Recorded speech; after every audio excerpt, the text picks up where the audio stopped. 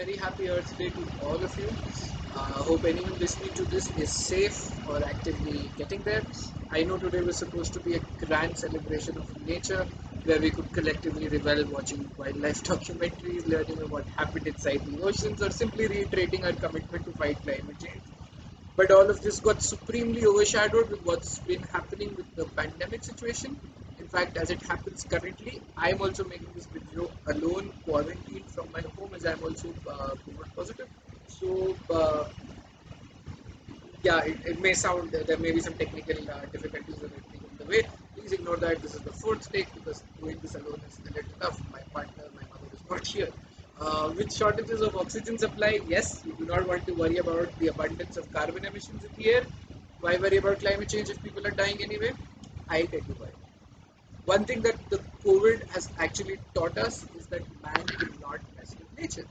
Now, a better way of no, I mean a better way to put that would be simply that man should not mess with nature. He can if he want to, but nature will fight back, and when she does, we will stand nowhere. So I'm going to be optimistic, and for those listening to me who do not share my optimism, I'll even be optimistic on your behalf and still talk about climate change and not the pandemic because for those of us who survive this pandemic, that is the big battle we'll have to fight. Because let's face it, COVID is just a small, infinitesimally small, and I literally cannot stress this enough. COVID is a very small trailer of what's about to come. And you may or may not choose to believe me. There is enough literature available for you to go see for yourself, and that I'm not exaggerating. I want to keep this video short, and frankly, I don't want to spend my time convincing you that climate change exists and that it's a problem. Because if you are thinking all that, all of these doomsday predictions regarding climate change are false or propaganda or whatever, I have one line and one example for you. Let me give you the line first. I'll come to the example. The line is, "Wake the hell up."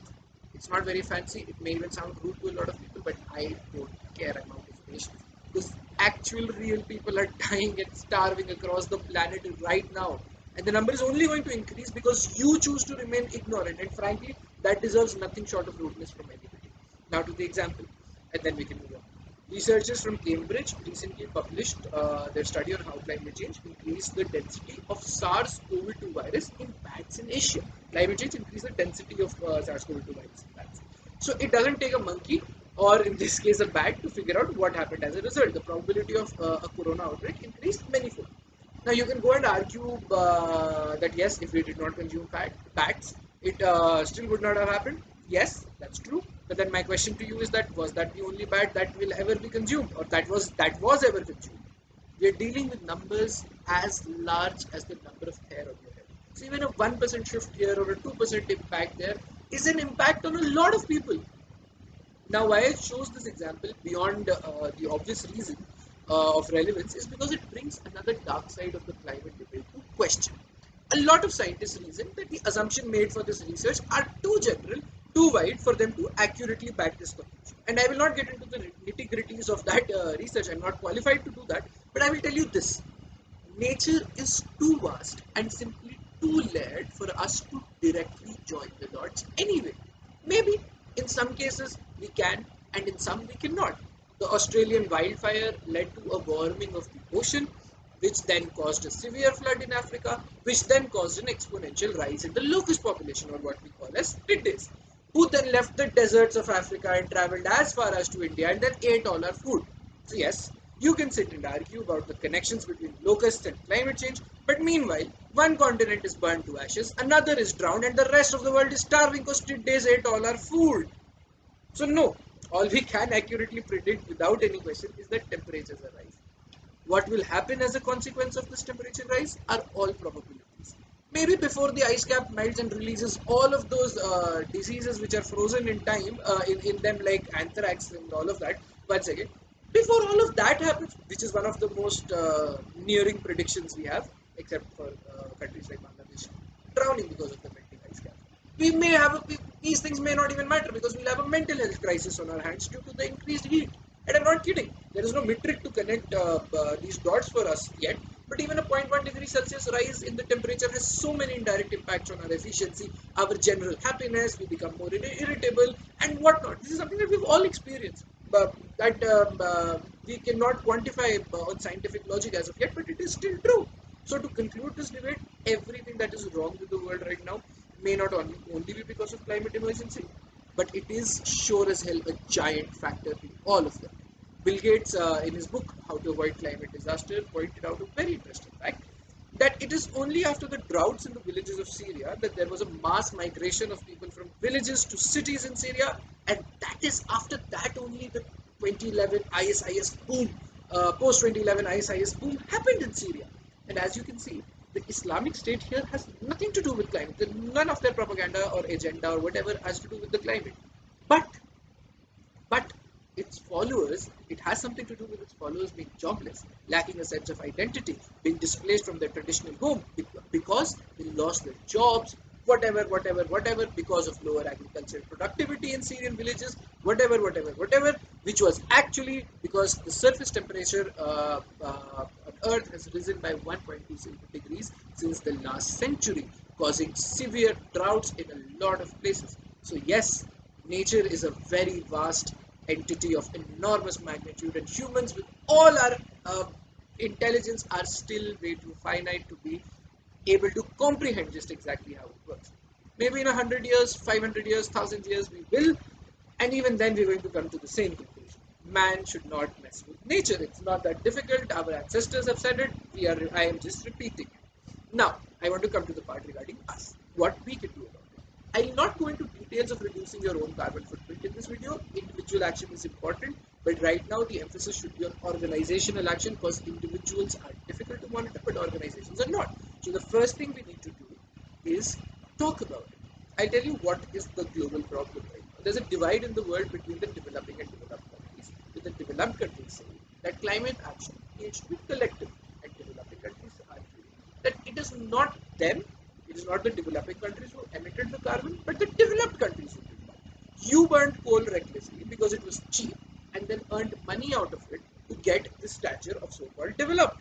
Now you are stopping the developing countries from doing the same things like burning coal, which may lead to a climate positive world, but the poor countries will always remain poor and rich is rich, whereas it is the rich who have caused the state of climate in the first place.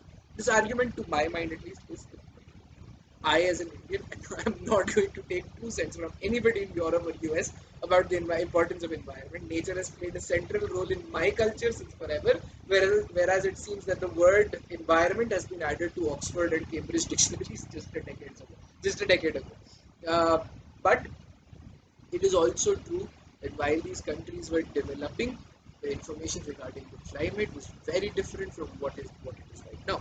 Not to mention the millions of dollars that US, European oil companies and other big businesses poured into back channels, lobbies, and organizations to convince the world that climate change is not real. It does not exist in the first place.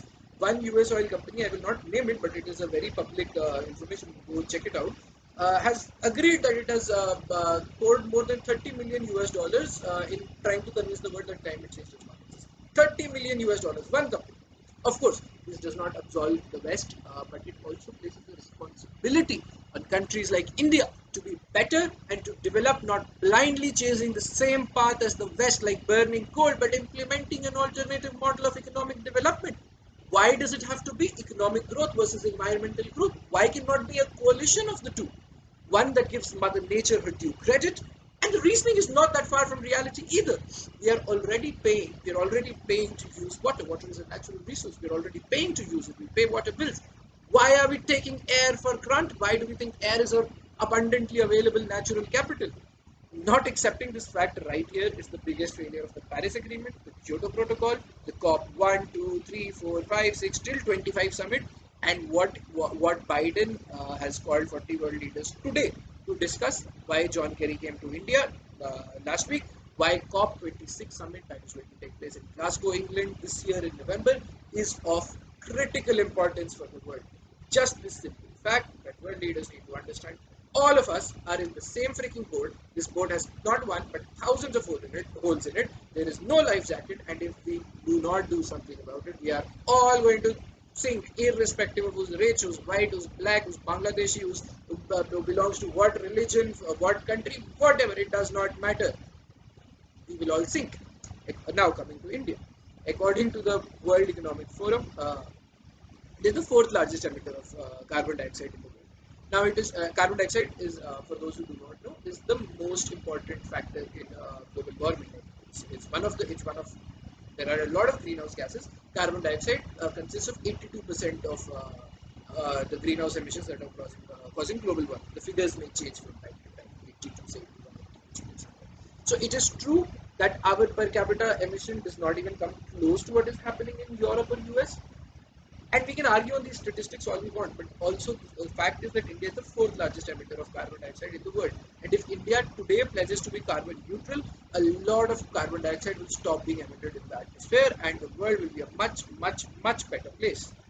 And yes, to be fair, India should not give in to the West and become carbon neutral till 2050, but maybe like China till 2060, or even for that matter, I said 2070.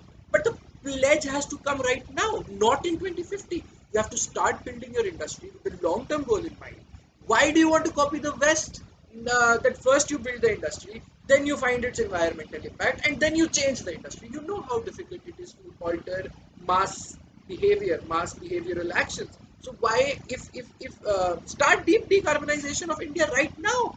Because as you say yourself, our per capita emission is already very less. We are so if we are already not that dependent on carbon emitting products, why not stop them altogether, or at least have a plan or a commitment to stop it sometime in the future? That needs to come now. India's stance on climate change is increasingly tilting towards conservative instead of the traditional pro-nature route that India used to take. I'll give you an example. Recently, US took up in Security Council this agenda that the security threat imposed by climate change should also come under the mandate of the Security Council. China supported it, France supported it, UK supported it. One permanent member who opposed it was Russia, and the other country who opposed it was India. And since it is first, one of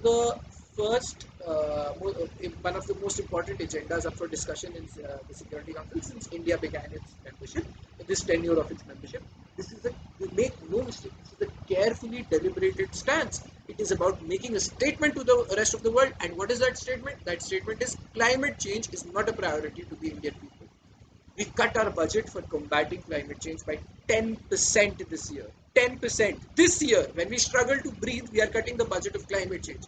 Just reflect on the irony. And if I may say so, if you'll allow me, I'm saying it with full responsibility, the stupidity of this entire charade.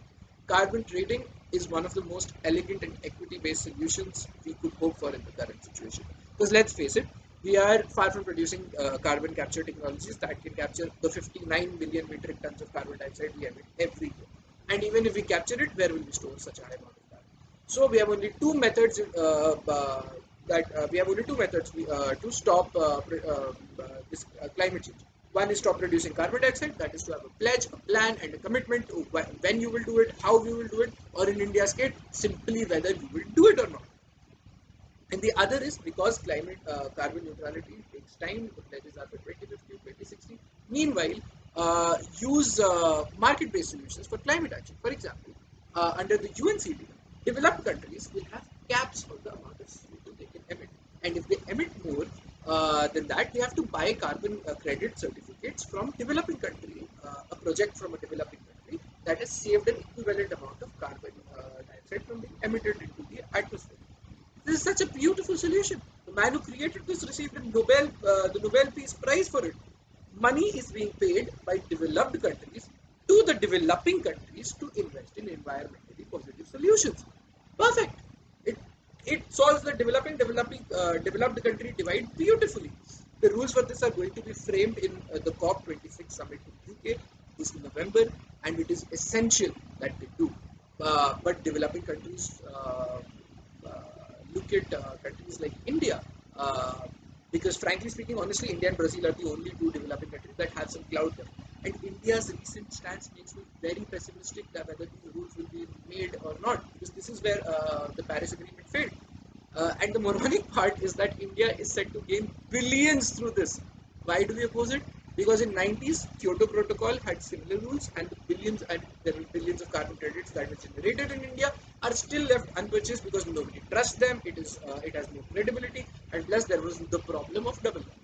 I'm not getting into details of the failure of Kyoto Protocol right now. It's for two reasons. One, this video is already very long, and I've had four takes of it so far.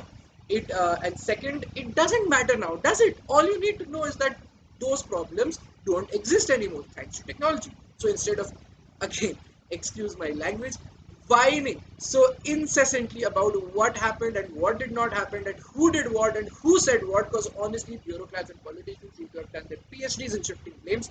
We should get off our behinds and do something. Look, I think first of all, climate crisis is a child's rights crisis. The adults are the ones who have done this to our earth, and we are the ones who have to live with it. So it is only right that we do something about it. So tweet, share, ask, and talk about this. Arm yourself with information and argue with adults. Why the Indian government is doing what it did on climate change is because it's not a part of our mainstream conversation. So some businesses never want action on climate. Why would they? So they can very easily influence the government, and people would not care. Climate action actually falls in the agenda of the current government, yet it is opposing it. So, because it's not a part of the mainstream conversation. Why US or China are now taking such proactive stance on climate change is because it's a part of the mainstream conversation there, and not just governments. Big businesses are one of the largest emitters of CO2. Yet, why are Google and Microsoft on the way to become carbon negative, and Reliance just made a pledge to become carbon neutral, and that too by 2035. By the time Google, Microsoft, all of these companies will be carbon negative, later on neutral. Its plan is to achieve carbon neutrality for Reliance. It's all because we as a people are not giving two damns to this issue. I'm here to tell you on none other than this Earth Day as bluntly as possible. It's a climate emergency, guys. High time you give a damn. Please talk about it. Talk about it here. Write emails, tweet using the hashtag students for Glasgow, India for Glasgow, or whatever you want. Tweet to your brands, tweet to your leaders. This is it, guys. 2030 is it. We have less than a decade to reverse this or we're gone. Paris Agreement declared that we cannot let the temperature rise more than 1.5 degrees Celsius by 2050. It is 2021 and the temperature is already above 1.2 degrees. 1.5 is the goal till 2050. It's already 1.2 degrees. So a very small window of opportunity exists. We have the Biden conference today, the G7 summit in a couple of months, and Glasgow in November. Please be proactive. This is the year to be proactive, guys. Call out your government. Get climate discussion, first of all, into mainstream discussions and support organizations and people who are fighting this battle for you. Find out how you can make a difference. There's a lot you can do to mitigate your own carbon footprint. Offset your flight emissions. Make your school, university take a carbon neutral pledge. Use public transport. Carry a bottle of water. But again, lastly, talk about it. Make talking about climate change so cool that from now till 2030, all the movies that will be made, all the Netflix productions that will be made, all the Amazon productions that will be made are on only one topic, climate change. So please, guys, it is Earth Day today, and I am requesting you with folded hands as a kid whose future, for my own sake, this is not activism, this is selfish work. Please, just give a damn. Thank you, and once again, a very happy Earth Day.